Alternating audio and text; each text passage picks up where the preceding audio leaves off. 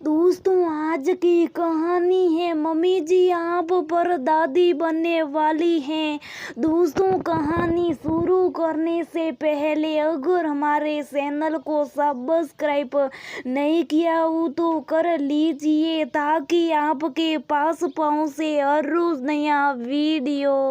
इधर देखो कनिका, ये असर कोई खुशखबरी, कहीं मैं दादी बनने वाली तो नहीं। सुमिता के बेटे की शादी को 5 साल व्यतीत हो चुके थे और सुमिता कह कह कर हार गई कि अब तो मुझे दादी बना दो, लेकिन बच्चों के कान पर जू नहीं रेखती। और राजेश्वरी देवी सुमिता की सासू माँ तो बहुत ही बेकरार रहती। मुझे तो सोने की सीढ़ी चढ़वा दे, एक बार पर पोते का मुंह देख लो, फिर तो चैन से भगवान के धाम को चली जाऊंगी। अरे दादी, अभी आप कहाँ जाएगी? आपको देखकर तो लोग मिसाल देते हैं आपकी फिटनेस के। राहुल दादी को बातों से बेला देता। अरे बेटा, उम्र का कोई भरोसा, कब आखिरी पड़ाव आ जाए। दादी, ऐसी बातें ना करिए, अभी तो आप मेरे भी बच्चों के बच्चों को अपनी गोद में खिलाएगी। राहुल कभी कभी अम्मा को सेड़ भी देता, लेकिन आज कनिका को इस तरह असार खाते हुए देखकर सुमिता को बहुत अच्छा लगा। हाँ मम्मी जी, कहकर कनिका शर्मा गई और सुमिता के गले से लिपट गई। अरे ये तो बहुत ही बड़ी खुशखबरी है और दादी माँ सुनेगी तो वो तो बिल्कुल निहाल हो जाएगी। और सुमिता दौड़ पड़ी अम्मा जी को बताने के लिए। अम्मा जी बधाई, सोने की सीढ़ी चढ़ने के लिए तैयार हो जाइए, यहाँ पर दादी बनने वाली है।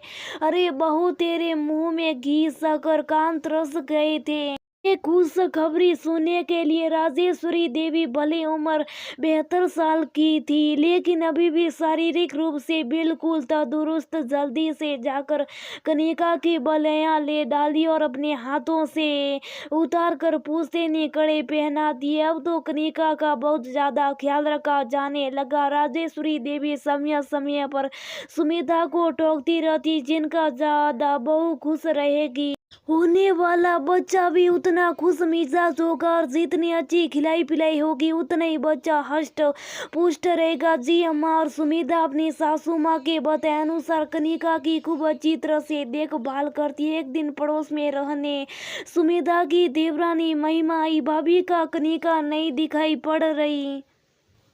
हाँ, अपने कमरे में भाभी, कोई खुश खबरी है? कनिका के भी राजेश्वरी देवी ने कुछ बोलने के लिए मुंह खोला ही था, तभी सुमिता बोल पड़ी, नहीं अभी तो कुछ नहीं, जब होगी तब सबसे पहले तुम्हें बताऊंगी। और राजेश्वरी देवी को भी इशारे से रोक दिया। राजेश्वरी देवी इसलिए शुभ होगी क्योंकि बहू का समान महिमा की नजरों में कम नहीं करना चाहती थी। लेकिन जब महिमा चली गई तब राजेश्वरी देवी ने सुमिता से पूछा, तुमने महिमा से झूठ क्यों बोला?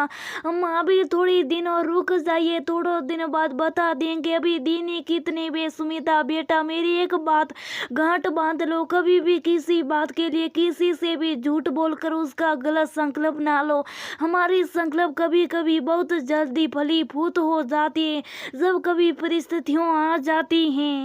वो हम लोग सोचते हैं कि ऐसा क्यों हो गया, लेकिन कभी भी इसके लिए हमारा गलत संपर्क भी उत्तरदायी होता है। बड़े बुजुर्ग भी हमेशा यही सुने कि दिन भर में एक बार जबान पर सरस्वती विराजमान रहती, इसलिए बहुत सोच समझ कर बोलना चाहिए। और फिर ये तो ऐसी खुशखबरी है कि जिसको छुपाया भी नहीं जा सकता, समय आने पर सबको पता ही चल जाएगा।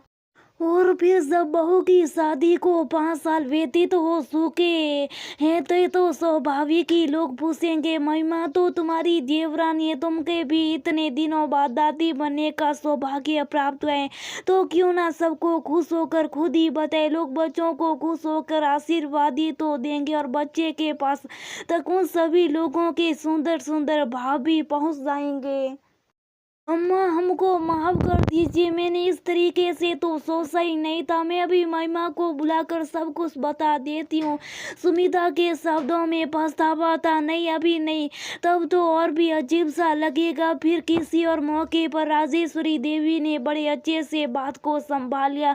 समय के साथ कनिका ने एक बहुत ही प्यारे प्यारे गोलू मोलू से बच्चे को जन्म दिया और जैसी महिमा बधाई देने के लिए आई, सुमित्रा ने बच्चों को लाकर महिमा की गोद में पकड़ा दिया। राजेश्वरी देवी ने ये सब देखकर बहुत खुश हुई और कुछ ही दिनों बाद एक बहुत ही खूबसूरत उत्सव में राजेश्वरी देवी को सोने की सीढ़ी सजाया गया और राजेश्वरी देवी ने बच्चे को गोद लेकर अपनी सबसे बड़ी तमन्ना पूरी की। सुमित्रा ने अपनी सासू माँ को हमेशा हमेशा के लिए गांठ बांध लिया और फिर कभी किसी खुशी को किसी से भी नहीं